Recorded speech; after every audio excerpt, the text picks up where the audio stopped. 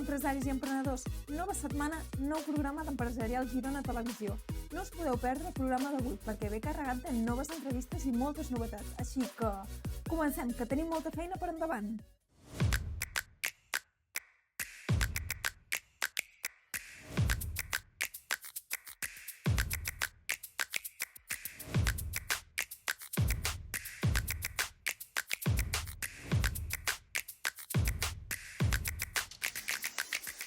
Grup Autopòdium patrocina aquest espai.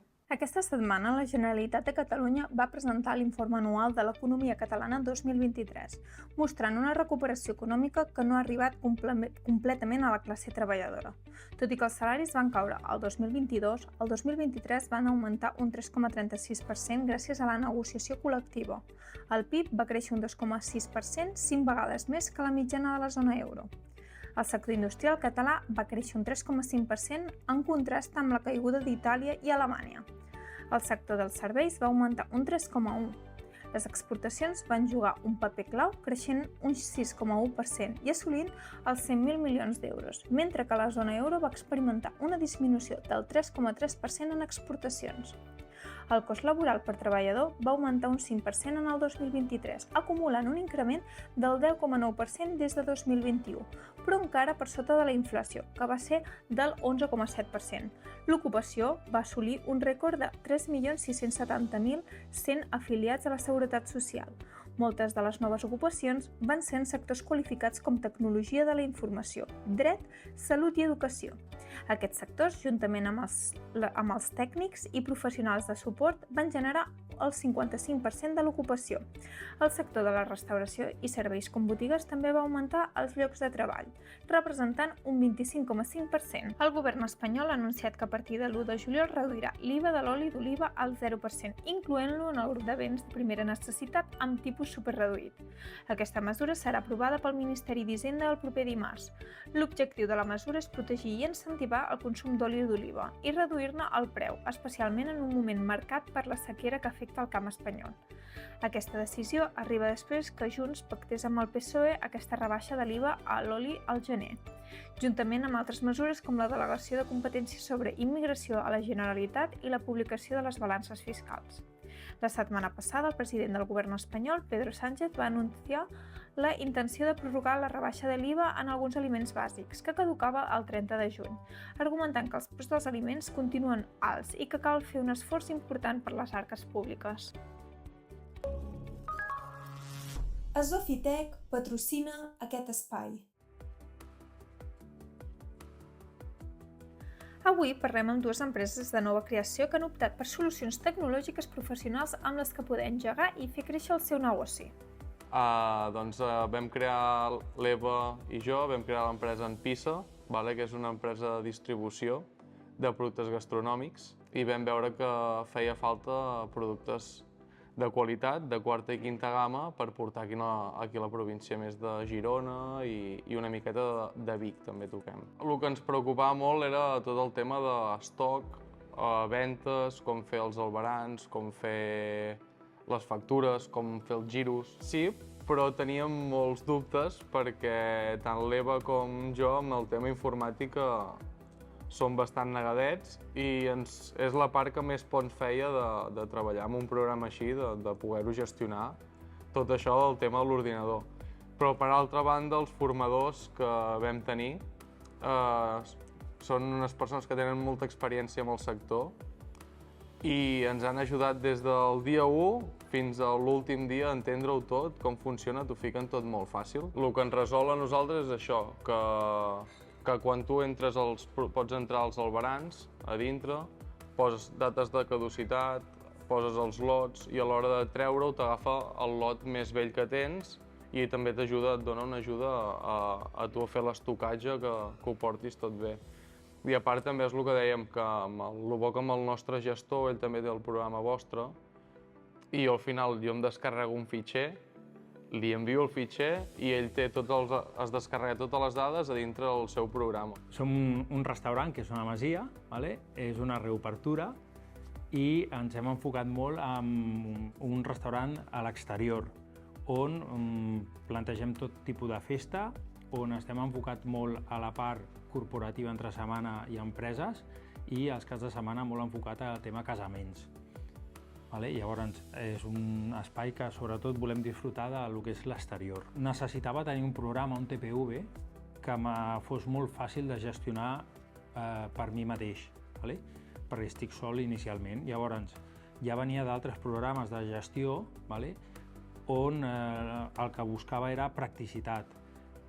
Sofitec, si algú té és que treballa amb TPV Cloud, llavors tota l'estona està al núvol, per dir-ho així, em puc connectar a casa, puc carregar arxius des de casa, puc crear, o al mateix moment, estant al restaurant, si tinc un article que no l'he creat o un plat que l'acabo d'inventar, per dir-ho així, el puc crear al moment i l'estic venent i l'estic facturant. Enllaça molt bé amb el tema de gestoria, si vull, perquè a part s'enllaça amb A3 Factura, on el gestor directament es pot connectar amb un usuari al meu núvol i ell es descarrega tota la informació que ells necessiten. Vull dir que és un tema que jo, carregant factures o carregant albarans, ells tenen tota la informació trimestral que necessiten. Pots començar d'una solució little, petita, molt bàsica, i a mesura que vas tenint més necessitats, com per exemple jo ara els primers mesos no tenia la necessitat de treballar amb un TPV, amb un telèfon, per dir-ho així, a fora, un comandero,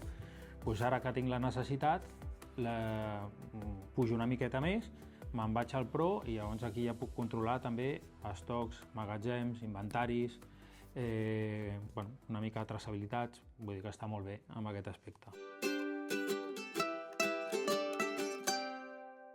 Aquesta nova temporada podreu gaudir dels tips d'en Jordi Vallvehí, de G2G, una empresa que connecta inversors i empreses a les comarques de Girona i Osona. Endavant, Jordi, t'escoltem!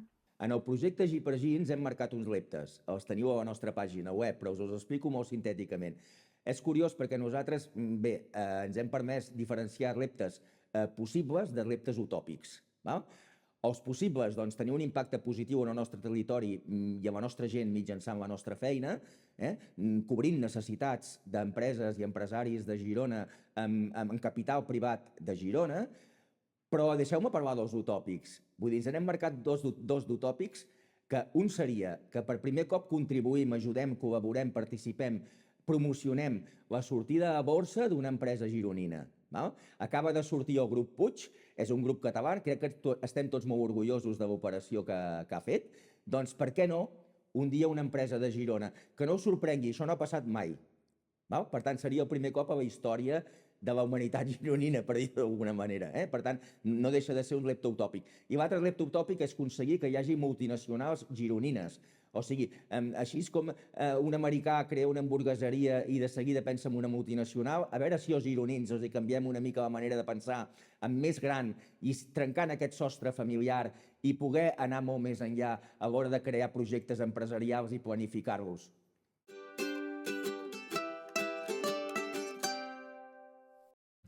Avui ens hem desplaçat fins al Tomàquet, un restaurant situat a Girona. I parlarem amb l'Eduard Soler. Endavant, Eduard, t'escoltem. Jo crec que arribaran tota la vida curiosos, perquè l'Autocomat té una trajectòria d'aquí fins que en jubilin amb molts fills. Per tant, hi ha molt temps per conèixer-nos. Jo vinc d'una família del món de la restauració, de masies i cuina catalana i casolana. I es basa en cuina catalana i casolana amb incorporacions noves de carns, madurades, que hem anat evolucionant. Vivim molt del turisme del gironí, però el turisme cada cop està creixent més. Però les arrels nostres i el nostre arrelament fort és el gironí. La masia, el fet de ser una masia és gran, i el fet de ser gran té espais en el qual poden conviure tant els clients petits, individuals, com taules de dos, a grups grans sense molestar-se. Mira, venen nenes de 12 anys a fer un platet i venen gent de 100 anys. És una diversitat fantàstica. És complicat, però diguéssim un que porta des del principi i surt molt i agrada és el carpaccio carbassó i, si no, també l'arròs melós de peus de porc.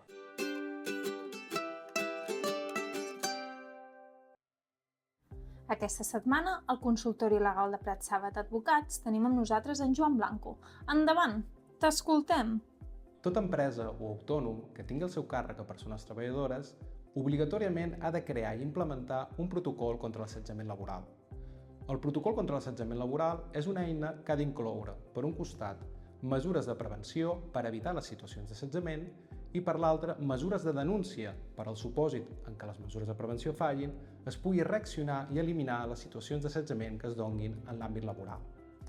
Dins del concepte d'assetjament laboral s'inclou qualsevol tipus d'assetjament pel motiu que sigui, és a dir, assetjament moral, assetjament sexual, assetjament per raó de sexe, edat, religió, creença, orientació sexual, assetjament per tracte degradant, hostil o humillant.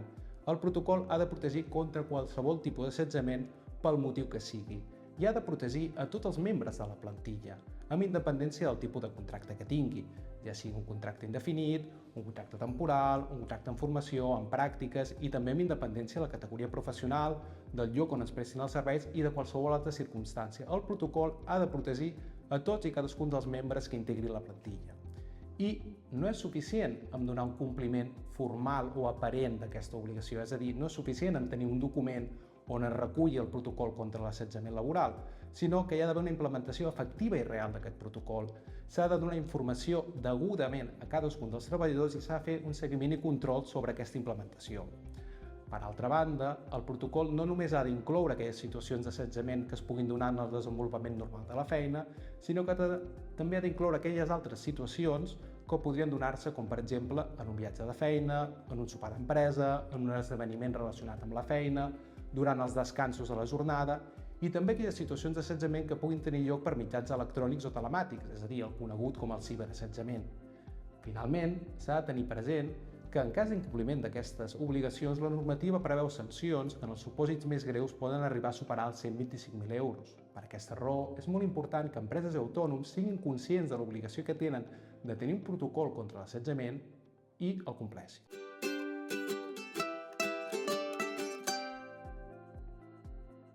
Avui a la secció de Fundació Eduard Soler tenim amb nosaltres en Joel Pujol, estudiant de segon d'automatització i mecatrònica.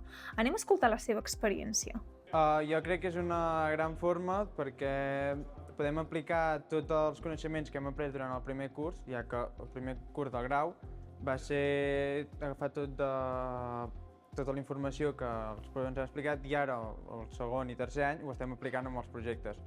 I els projectes els hem triat els alumnes o per grups, cada un ha triat el que ha volgut, o gràcies a l'ajuda dels professors que ens han indicat una miqueta què podíem fer. I ara mateix estem a l'aula de projectes, que com es pot veure aquí darrere, hi ha tots els projectes que estem construint. A mi em va agradar molt, ja que la FES té un gran ventall d'empreses associades i ens van donar l'oportunitat de més o menys fer una llista de les que ens encaixarien més i després vam ordenar-les per l'ordre i vam anar a fer les entrevistes a cada empresa. I comparant el que les empreses van voler, si els encaixaves o no i amb el que tu preferies, van més o menys que acabes anant on tu havies triat. I estic molt content perquè tant a l'empresa, tant el procediment com tot van anar molt bé i estic molt content de com ho ha gestionat la FES. Empresaris, avui ens hem desplaçat fins a Àrnica, una dietètica i herboristeria situada al centre de Girona, on en Pitu ens explicarà sobre quins remeis recomanaria als empresaris per reduir el nivell d'estrès. Endavant, Pitu, t'escoltem! Aquesta és una persona que es cuida de per si, que mira per la seva salut i que mira tant amb els menjars com amb la suplementació natural per mirar de tenir una millor vida. Nosaltres, des del punt que el client entra per la porta, ens agrada escoltar, saber els seus problemes i pel nostre costat intentar solventar trobant el producte adequat per solucionar el seu problema. Sí, la veritat és que sí, d'uns anys cap aquí hi ha hagut un creixement molt gran en consum, des de totes les persones, tant de nivell adquisitiu alt, mig, baix, perquè al principi eren productes molt cars, inaccessibles per la gran majoria. A dia d'avui, tot i que continua una miqueta sent una mica excessiu, sí que és veritat que hi ha molt més d'interès i més preocupació en tota la societat per cuidar-se a si mateix. Va ser molt maco, la veritat. El dia que vàrem obrir hi havia molta gent, la veritat, que va ser una inauguració que també un somni, que tenir un projecte d'aquesta magnitud així, per mi va alegrar tenir tanta gent propera, tantes felicitacions, la veritat que molt maco, un dia que recordaré sempre. Està molt diferenciat, però sobretot les herbes medicinals que es poden servir a granel i amb molta varietat, però en productes de referència en concret tenim el magnesi, tenim el col·làgen, que són dos productes que també poden anar junts, però també per separat es venen moltíssim. I tant, i tant. La veritat que tothom a la vida té moments d'estrès, tot i que ara a la feina estic il·lusionat, però vulguis o no, un té la necessitat de fer funcionar el negoci o té diferents problemes a la vida que ens fa tenir aquest moment d'estrès.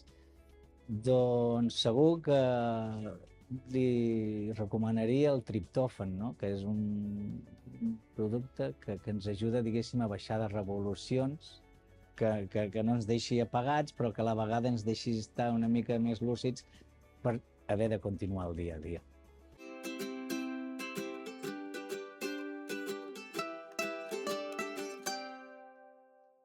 Benvinguts de nou a Toca'm el podcast, el podcast empresarial Girona Televisió. Acomiadem la temporada amb la visita de Salvador Tasquer, director general de la Fundació Princesa de Girona, pocs dies abans de celebrar els Premis Princesa de Girona. Per primera vegada, la cerimònia es celebrarà a Lloret de Mar, aquest pròxim dimecres 10 de juliol.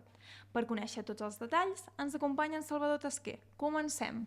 Bones, Salvador, benvingut de nou a Empresarial Girona Televisió. Em sembla que t'ha agradat això dels podcasts, oi? I tant, i encantat d'estar aquí un altre cop i bon vespre a tothom. Una edició que és especial per a vosaltres. Celebreu 15 anys de vida de la Fundació, oi? Correcte, el 26 de juny, fa 15 anys, es va constituir la Fundació aquí a Girona i és un orgull poder celebrar aquests 15 anys juntament amb la cerimònia de premis, com has dit molt bé, a Lloret, a Costa Brava, aquí a Girona. Amb activitats el dia abans, el 9 de juliol, què ens podries destacar? Nosaltres sempre aprofitem la cerimònia per fer un pla d'activitats que dura pràcticament 2 dies amb la princesa, la infanta, joves, els reis, empresaris, però resulta que demà, divendres, tenim una roda de premsa a Barcelona per fer pública tota aquesta agenda i per tant tindrem que esperar una miqueta, no gaire, per acabar de conèixer totes aquestes activitats que són molt, molt interessants, d'impacte cultural, tecnològic i sempre amb el jove participant de totes elles. Per tant, ens podries confirmar la presència dels Reis? Evidentment, els Reis sempre han estat presidint la cerimònia d'entrega de premis, tota la família real, i aquest any no serà una excepció. Llavors també i especialment de la princesa Leonor, que tornarà a l'acte que porta el seu títol, correcte? Correcte, ella participarà de les activitats del dia 9 i del dia 10 i com a presidenta d'honor de la Fundació presidirà l'acte juntament amb la família real i participarà de moltíssimes activitats aquests 2 dies. Aquesta celebració és un reclam per a una ciutat com Lloret de Mar, a l'Auditori de Palau de Congressos Costa Brava. L'any passat es va celebrar a Caldes de Malavella. És una fórmula per descentralitzar els actes i que arribin a tot el territori? Nosaltres som una fundació que fem activitat tot l'any, tenim programes oberts on passen milers de joves de tot Espanya, fem el Tour del Talent, on passen 30.000 joves de forma itinerant. Aquest any vam començar a Lleida i vam recórrer diferents ciutats, però ens agrada sempre tornar a Girona per fer l'entrega de premis, la cerimònia de premis. I ens agrada molt aquesta idea de vincular-nos amb la Costa Brava, no? Que hi ha més gironí que la Costa Brava, més projectable i més atractiu per molts joves que vindran aquí a la comarca a gaudir d'aquests dies. Per tant, aquesta idea de Princesa Girona, Costa Brava i Lloret. Lloret hem trobat també uns espais, com has dit, que ens funcionen perfectament, no només al Palau de Congressos, sinó també hotels i altres espais on estarem fent activitat i sobretot l'amabilitat de la ciutat, de l'alcaldia i dels empresaris que estan, jo diria, encantats de que uns premis com els Princesa Girona puguin anar a Lloret i si podem ajudar a posicionar i a projectar la Costa Brava com un espai que va més enllà del turisme clàssic que tots coneixem. Quins són els valors que impliquen aquests premis? Què es té en compte per seleccionar els guardonats?